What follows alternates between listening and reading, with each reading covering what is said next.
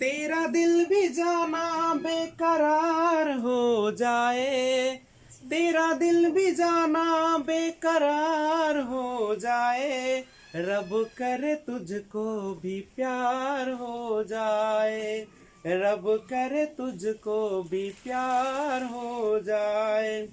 तू हसीना नाज़नीना हर तरफ ये शोर है, मैं दीवाना बन गया हूँ दिल पे किसका जोर है, मैं दीवाना कम नहीं हूँ छोड़ कर न जाऊंगा, दिल चुराने आ गया हूँ दिल चुरा ले जाऊंगा, तेरे दिल पे जाना एतबार हो जाए, तेरे दिल पे जाना एतबार हो जाए, रब करे तुझको भी प्यार हो जाए।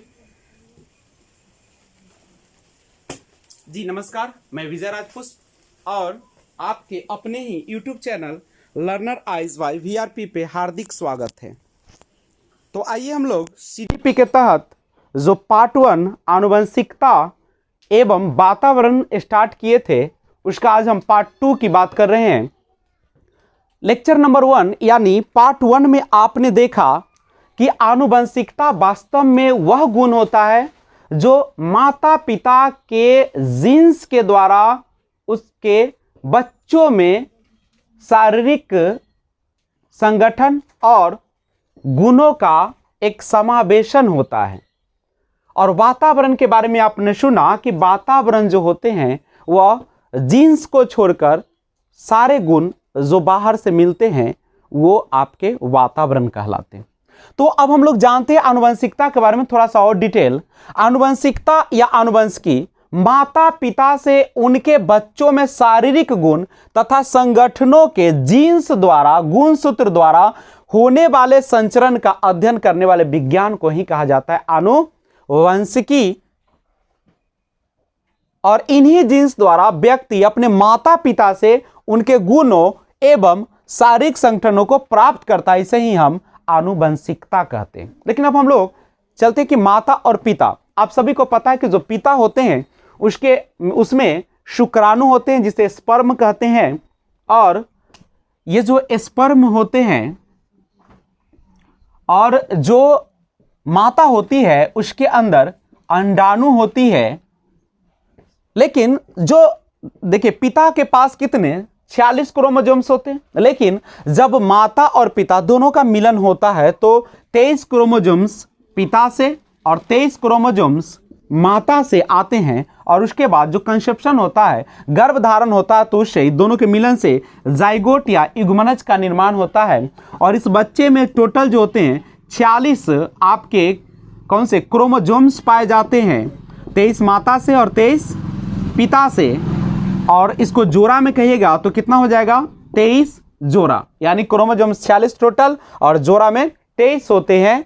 तो ध्यान दीजिएगा कि ये जो होते हैं शुक्राणु और अंडाणु के मिलन से जो जाइगोट का निर्माण होता है उसमें माता और पिता दोनों के गुण जो होते हैं क्या होते हैं, समाहित होते हैं। और यहां एक और बात समझिएगा, दो युग्मक कोशिका या लैंगिक प्रजनन के द्वारा संयुक्त होकर जिस कोशिका का निर्माण करता है उसे हम युग्मज या युग्मनज या जाइगोट कहते हैं, या गैमिट भी इसको कहा जाता है और जाइकोसाइट भी कहा जाता है। बहुकोशिकीय प्राणियों में जैसे मनुष्य होता है कि बहुकोशिकीय प्राणी, चूंकि एक कोशिका का तो है नहीं, तो बहुकोशिकीय प्राणियों में युग्मज ही भ्रूण का आदि रूप होता है।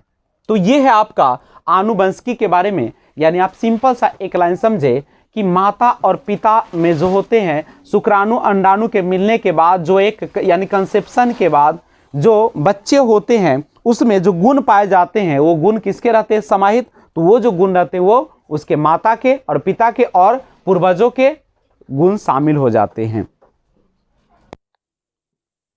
ध्यान दीजिएगा, आनुवंशिकता के बाद हम लोग समझते हैं वातावरण का अर्थ। जनरली समझिएगा कि माता पिता के जीन्स के द्वारा जो गुण बच्चों में आते हैं वो तो आनुवंशिकता कहलाती है, लेकिन जीन्स को छोड़कर गुणसूत्र को छोड़कर सभी चीजें जो होती है वो सारा का सारा क्या कहलाती है, वातावरण कहलाती है।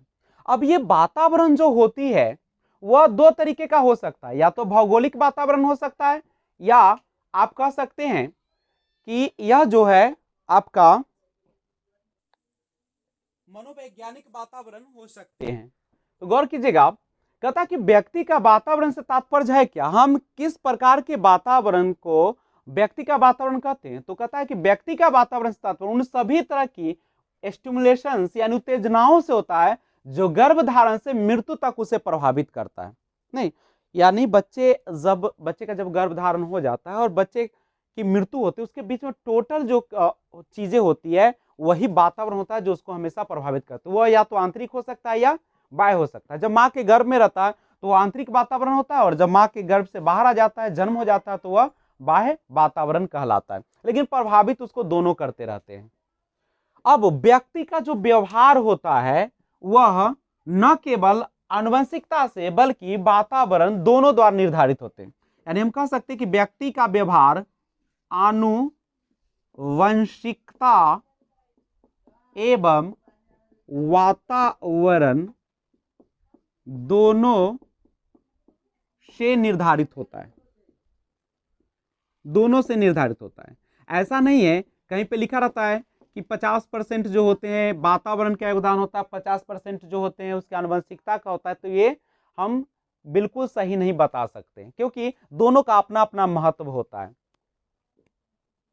अगर आनुवंशिकता अच्छा नहीं है तो वातावरण अच्छा मिलता तो अच्छा हो सकता है, वातावरण अच्छा ना आनुवंशिकता अच्छा है तो कुछ कहा नहीं जा सकता। लेकिन इस पर विवाद चलती है, लेकिन हम उस पर बहस नहीं करेंगे, क्योंकि दोनों का अपना ही अपना महत्व होता है। दूसरी बात समझिएगा, जो हमारा व्यवहार होता है वह क्या होता है, हम कह सकते हैं कि जो हमारा बिहेवियर होता है वह हमारे किसके, आनुवंशिकता और वातावरण का एक ज्वाइंट प्रोडक्ट होता है। दोनों का क्या होता है, गुणनफल होता है। जैसे आप पढ़े थे, डेवलपमेंट जो होता है, विकास जो होता है, वह क्या होता है, आनुवंशिकता, हेरेडिटरी एंड इन्वायरमेंट दोनों का क्या होता है, एक प्रोडक्ट होता है। तो दोनों का अपना महत्व होता है और दोनों का एक सापेक्ष प्रभाव भी पड़ता है, और दोनों के द्वारा निर्धारण होता है आपका व्यवहार। तो यह हमारा वातावरण पर। मिलते हैं फिर अगले वीडियो में और देखते हैं इसके आगे। Thanks for watching, keep watching. जय हिंद, जय भारत। तो इसे आप लोग सुधार लीजिएगा, आनुवंशिकता में आपका अणु इस तरीके से होगा, देख लीजिएगा इसको एक बार।